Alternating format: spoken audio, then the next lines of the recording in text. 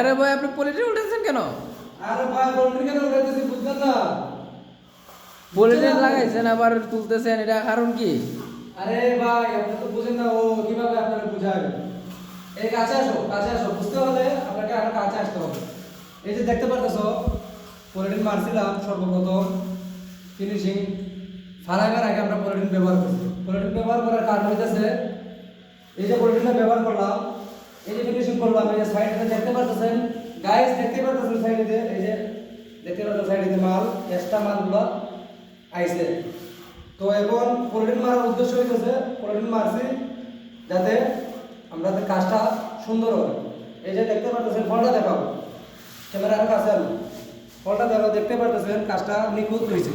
এই যে একদম লাইন কিন্তু একদম আমার সোজা, কোনো বেজার নাই, এই কারণে এই পলিটিন ব্যবহার করছি। এখন আপনারা বুঝতে পারছেন তো? হ্যাঁ বুঝতে পারছি। তো সবাইকে ধন্যবাদ।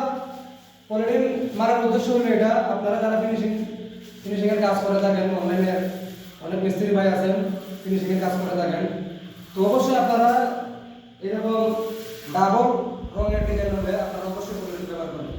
পলিটিন ব্যবহার করলে যে কাজটা কত রকম সুন্দর হয় সেটা একমাত্র আপনি দেখতেই পারতেছেন। ভিডিওটা আমার দেখা পলিটিনটা ব্যবহার করার কারণে যে কীরকম সোজা হয়েছে কাজটা দেখতে পারতেছেন। তো এই যে দেখতে পারতেছেন এইখানে যে মধ্যে যে 1.5 ইঞ্চি গ্যাপটা পড়ছে, এই গ্যাপে আমরা একটা অন্য একটা ভিন্ন একটা কালার দেবো।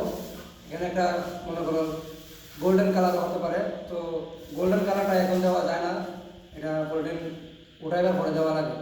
কালকে এই লিপির মধ্যে গোল্ডেন কালার করবো, তো আশা করি কাজটা অনেক সুন্দরই হবে। সম্পূর্ণ ভিডিওটা আপনারা পরের ভিডিওতে দেখতে পারবেন। তো সবাইকে ধন্যবাদ, ভালো থাকবেন, সুস্থ থাকবেন।